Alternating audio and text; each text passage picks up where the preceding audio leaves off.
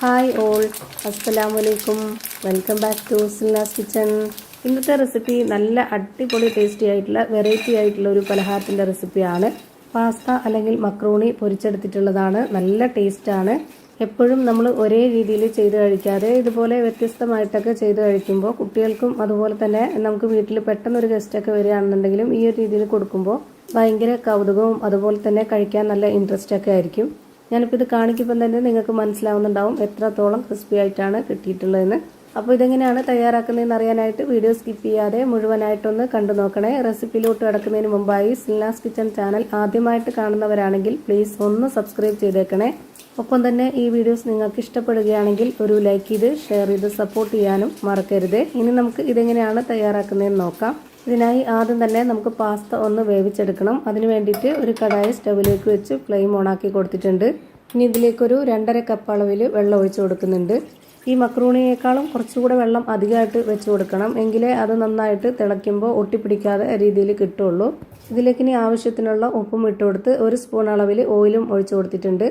എന്നിട്ട് ഇതൊന്ന് അടച്ച് വെച്ച് കൊടുക്കാം. ഇത് നന്നായിട്ടൊന്ന് തിളച്ച് വരണം. ഓയിൽ ഒഴിച്ച് കൊടുത്തിട്ടുള്ളത് തമ്മിൽ ഇത് ഒട്ടിപ്പോവാതിരിക്കാനാണ്.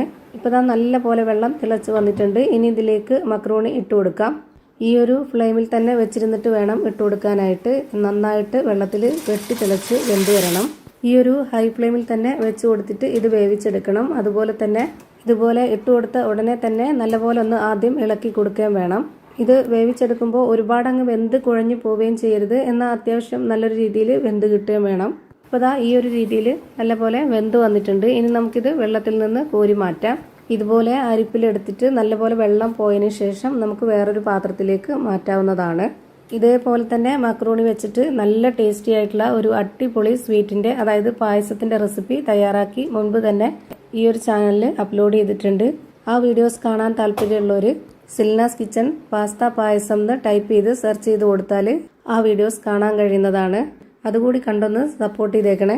ഇനി ഇത് ഒരുപാട് അങ്ങ് ചൂടാറുന്നവരെ വെയിറ്റ് ചെയ്യണമെന്നില്ല. ഒരു പകുതി ചൂടാറിയതിന് ശേഷം നമുക്കിതിലേക്ക് 1/4 കപ്പ് അളവിൽ, അതായത് മെഷർമെൻറ്റ് കപ്പിൻ്റെ 1/4 കപ്പ് അളവിൽ 1/4 കപ്പോളം അരിപ്പൊടിയും, വറുത്ത അരിപ്പൊടിയാണ് ഇട്ട് കൊടുത്തിട്ടുള്ളത്. പിന്നെ കോൺഫ്ലവർ പൊടിയും കൂടെ ഇട്ട് കൊടുക്കണം. അരിപ്പൊടി ഇട്ട് കൊടുത്ത അതേ അളവിൽ തന്നെ കോൺഫ്ലവർ പൊടിയും ഇട്ട് കൊടുക്കണം.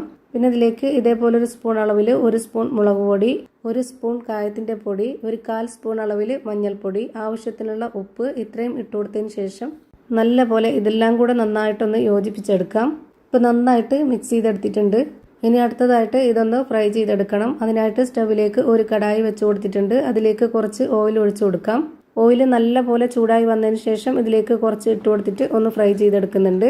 ഇത് ഇട്ട് കൊടുത്ത ഉടനെ തന്നെ ഹൈ ഫ്ലെയിമിൽ തന്നെ വെച്ച് കൊടുത്തിട്ട് നല്ല പോലെ ഒന്ന് ഇത് ഇളക്കി കൊടുക്കണം. വീണ്ടും എണ്ണ നല്ല പോലെ തിളച്ച് വരുന്ന സമയത്ത് ഒരു മീഡിയം ഫ്ലെയിമിലേക്ക് മാറ്റണം. എന്നിട്ട് ഇത് കുറച്ച് നേരം വേവാനായിട്ട് ഇട്ടിരിക്കണം. ഒരു പകുതി വേവായി കഴിഞ്ഞ് കഴിഞ്ഞാൽ പിന്നെ നമുക്കിതിലേക്ക് വറ്റൽമുളക് ഇട്ട് കൊടുക്കാം. ഒരു 4 വറ്റൽമുളക് കട്ട് ചെയ്തിട്ട് ഇതിലേക്ക് ഇട്ട് കൊടുത്തിട്ടുണ്ട്. അതുപോലെ തന്നെ ഒരു 6-7 അല്ലി വെളുത്തുള്ളിയും ഇട്ട് കൊടുക്കുന്നുണ്ട്. പിന്നെ കുറച്ച് കറിവേപ്പിലയും കൂടെ ഇട്ട് കൊടുത്തതിന് ശേഷം ഇതിൻ്റെ കൂടെ ഒന്നിച്ചിങ്ങ് ഫ്രൈ ചെയ്തിട്ട് എടുക്കാവുന്നതാണ്. അപ്പോൾ ആ ഒരു വറ്റൽമുളകിൻ്റെയും വെളുത്തുള്ളിയുടെയും കറിവേപ്പിലയുടെയൊക്കെ നല്ല മണവും ആ ഒരു ടേസ്റ്റൊക്കെ എണ്ണയിൽ കിട്ടും. അതുപോലെ തന്നെ ഇത് ഫ്രൈ ചെയ്ത് കോരിയതിന് ശേഷം അടുത്തത് നമ്മൾ ഇട്ട് കൊടുക്കുമ്പോൾ അതിൽ ആ ഒരു മണവും ടേസ്റ്റൊക്കെ ഉണ്ടാവും. ഇപ്പോൾ അത് നന്നായിട്ട് ഫ്രൈ ആയി കിട്ടിയിട്ടുണ്ട്. ഇനി നമുക്കിത് എണ്ണയിൽ നിന്ന് കോരി മാറ്റാം. വൈകിട്ടൊക്കെ ചില സമയത്ത് നമുക്ക് കറുമുറാന്ന് കഴിക്കാനൊക്കെ ഭയങ്കര ആഗ്രഹമായിരിക്കും. അങ്ങനെയുള്ള ടൈമിൽ ഇതുപോലെ ഒന്ന് ട്രൈ ചെയ്ത് നോക്കുക. കുട്ടികൾക്കും വലിയവർക്കൊക്കെ ഒരുപാട് ഇഷ്ടമാവും. ഞാനിപ്പോൾ ഇവിടെ എല്ലാം ഫ്രൈ ചെയ്ത് ഒരു പാത്രത്തിലേക്ക് മാറ്റിയിട്ടുണ്ട്. അതിൽ നിന്ന് കുറച്ചെടുത്ത് ഒരു പാത്രത്തിലേക്ക് മാറ്റിയിട്ട് ഞാൻ കാണിച്ചു തരാം ഇതെങ്ങനെയാണ്, എത്രത്തോളം ക്രിസ്പി ആയിട്ടാണ് ഉള്ളതെന്ന് അറിയാനായിട്ട്. ഇത് നമുക്ക് അത്യാവശ്യത്തിനെടുത്ത് കഴിച്ചതിന് ശേഷം പിന്നെ നമുക്കൊരു പ്ലാസ്റ്റിക് കവറിലോ അല്ലാന്നുണ്ടെങ്കിൽ പ്ലാസ്റ്റിക് ടിന്നിലോ എയർ ടൈറ്റ് ആയിട്ട് അടച്ചു വെച്ചിരുന്ന നമുക്ക് ഒരാഴ്ച വരെയൊക്കെ വെച്ചിരുന്നിട്ട് കഴിക്കാവുന്നതാണ്. അപ്പോൾ ഇത്രയേ ഉള്ളൂ ഇന്നത്തെ വീഡിയോ ഇഷ്ടമായാൽ ലൈക്ക് ചെയ്യാനും കമൻറ്റ് ചെയ്യാനും ഷെയർ ചെയ്യാനും മറക്കരുത്. അതുപോലെ തന്നെ ഞാനിടുന്ന പുതിയ വീഡിയോസ് നോട്ടിഫിക്കേഷനായിട്ട് കിട്ടുന്നതിന് വേണ്ടി സബ്സ്ക്രൈബ് ചെയ്ത് ബെല്ലൈക്കൺ അമർത്തി അതിൽ ഓൾ എന്ന ഓപ്ഷൻ എനേബിൾ ചെയ്ത് കൊടുക്കാനും മറക്കരുത്. പുതിയൊരു വീഡിയോയുമായി വീണ്ടും വരും. Thank you for watching.